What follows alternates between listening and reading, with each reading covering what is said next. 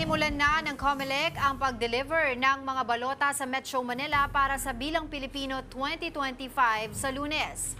Mula sa National Printing Office sa Quezon City, dadalhin ang kabuuang 7.5 milyon na balota sa Treasurer's Office ng iba't ibang LGUs sa NCR. May mga kasama ring pulis sa delivery para mapanatili ang seguridad. Mula sa mga Treasurer's Office, pwede na raw kunin ng mga miyembro ng Electoral Board ang mga balota sa Linggo o sa Lunes ng madaling araw. Kasabay po nito, nagbigay ng mga paalala ang COMELEC na sa mga botante na huwag basta maniwala sa mga fake news, maghanda ng kodigo at kumilos ng naaayon sa araw ng halalan. At kaugnay po niyan, makakausap natin si COMELEC spokesperson Attorney John Rex Laudianco. Magandang tanghali, Attorney. Magandang tanghali po, Ma'am Angela, at sa lahat po ng ating taga-subaybay. Attorney, unahin ko na po itong kumakalat na May 10 daw ang halalan. Ano po ang gusto niyo iparating sa mga publiko kaugnay po sa mga ganitong klaseng balita? Wala pong katotohanan yan. Fake news po yan. In fact, napatake down na po natin kay Facebook yan. Tinetrace na po namin ang origin para makapagsampa ng kaso. Kaya nga po ganun kahalaga na bago po maniwala sa nakikita lalo na sa social media, pumunta po tayo sa trusted sources tulad ng COMELEC Facebook page at dito po ang kausap po natin ng mga media organizations tulad ng One Balita PH. At importante po rin po na magsaliksik po tayo. Ang saligang batas po ang nagtakda ng second Monday of May at May 12 po yan. Walang kapangyarihan ng COMELEC na baguhin po yan. May ikalawa pa po, Ma'am Angela, na kumakalat na nagsasabing no national ID ay hindi makakaboto. Wala rin pong katotohanan yan. Hihanapan lang naman po tayo ng ID sa batas natin kung may magcha-challenge under oath na watcher na hindi ikaw si John Rex Laudianco o iba pa. Pero ganun pa man, halos baliwala na po yan dahil ang listahan na hawak ng mga teachers po ngayon, may larawan na natin. So madali na po tayo makilala, halos hindi na tayo kailangan magprueba pa kung sino tayo. Wala na rin pong flying voter at wala na po yung nagsasabing patay na ay nakakaboto pa. Alright, Attorney, kumusta naman po yung pag-deliver po ng COMELEC ng balota po no, sa Metro Manila? Tama po, kahapon nga po umarangkada yung unang batch po ng delivery sa NCR. Ito na po nga pala ang pinakahuli na matatanggap na balota dahil NCR pong huli. Kahapon po naipadala ang Caloocan, Marikina, Pasig, Valenzuela, Quezon City, Malabon, Navotas at San Juan. Kaninang umaga po natanggap na rin ng mga treasurers ng mga Muntinlupa, Pateros, Taguig, Manila, Makati, Pasay, Las Piñas, Mandaluyong at Parañaque ang kanilang balota. Tama po yung naiulat nyo kanina.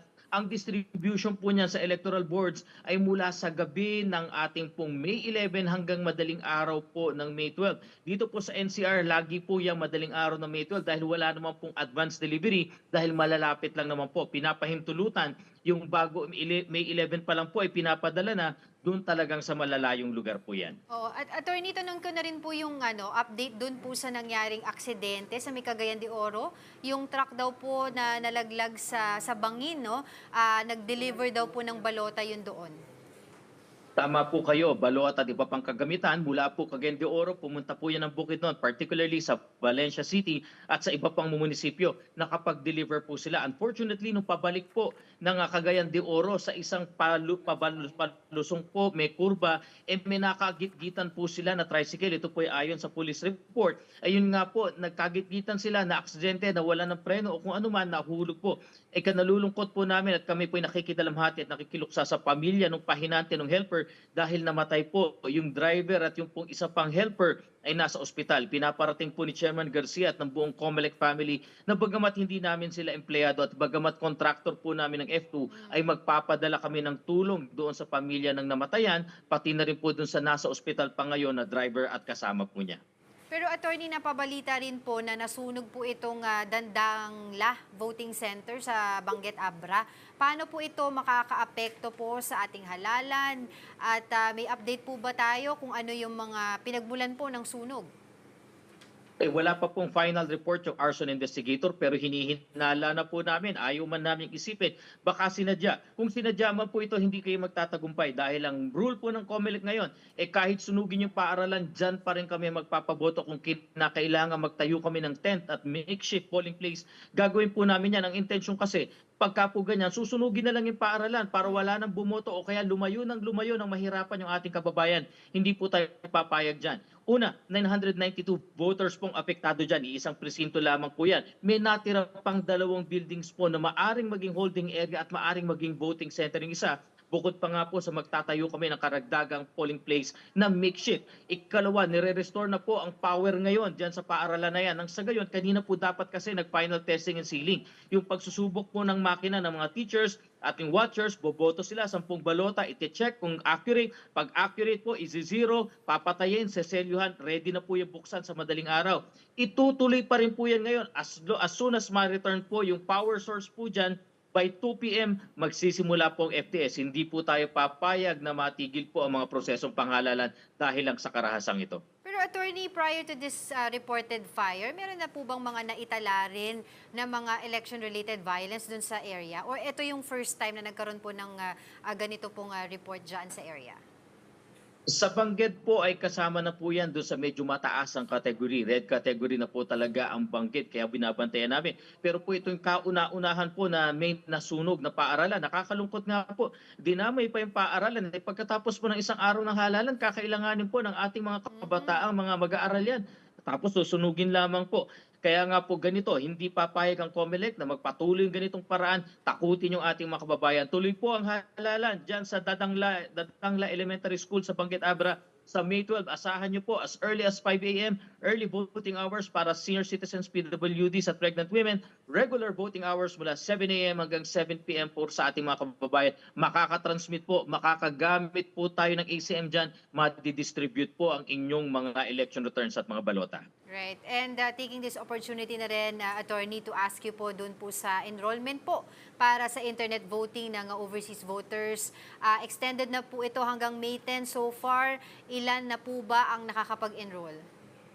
Approximately na sa 200,000 po bago po tayo nag-extend. Yan po yung huling balita. Kaya nga po sa magandang balitang ito, sana po yung ating mga kababayan overseas, samantalahin nyo po ito. Alam nyo, hindi naman po magbe-venture ang COMELEC sa internet voting, kundi para sa inyo. Para maging madali po yung mga nirereklamo po dati na mahirap pumunta sa post office, na hindi natatanggap ang balota, na hindi na ibabalik yung balota, malayo ang embahada at konsulada. Ang susi po dyan ay internet voting. Lalong-lalo na po sa mga marino at seafarers. Huwag po kayo mag-alala, yung naman pong connectivity requirement, hindi naman kailangan mataas. So sapat na po na makapag-enroll kayo hanggang May 10, makaboto po hanggang 7 p.m. Philippine Standard Time ng May 12, talagang papayagan po kayo ng sistemang makaboto. Nasundan pa po ba yung mga reklamo ng mga unang araw po ng internet voting natin dyan, COMELEC?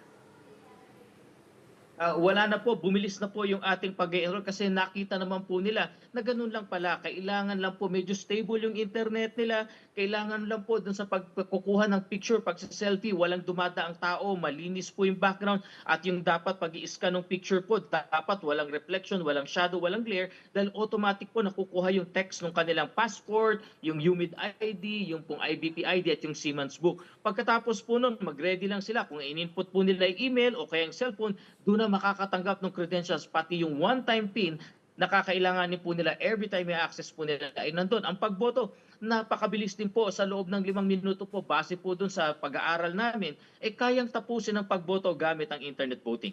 Okay. Can you tell us also po, Attorney Rex, yung ginagawa po ninyo katuwang ang DICT na War Room versus digital vote fraud? Alam po natin ang bagong battleground ng demokrasya, ang halalan, ay yung pong social media, ang World Wide Web, ang internet.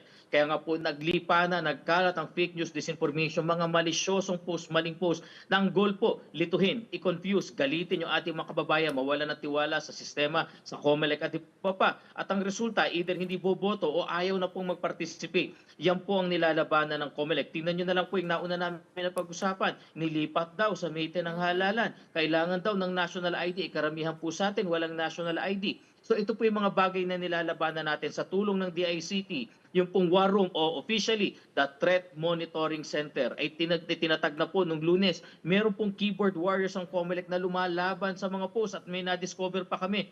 Yung mga malicious post po ngayon na kumakalat, dinidisable yung comments. Talagang hindi kami pinapayagang sumagot para mabuko po yung kanilang malisyosong intent. Pero yan po ay unti-unti nati-take down po ng ating mga partners na platform. Sa tulong ng DICT, ng NBI at ng PNP, nakukuha ang ebidensya na pe-preserve. Nati-take down yung post, nasususpend yung account at ang ultimately, ma-preserve po yung ebidensya nang sa gayon kami makapagkaso po laban sa mga gumagawa ng mga maling impormasyon.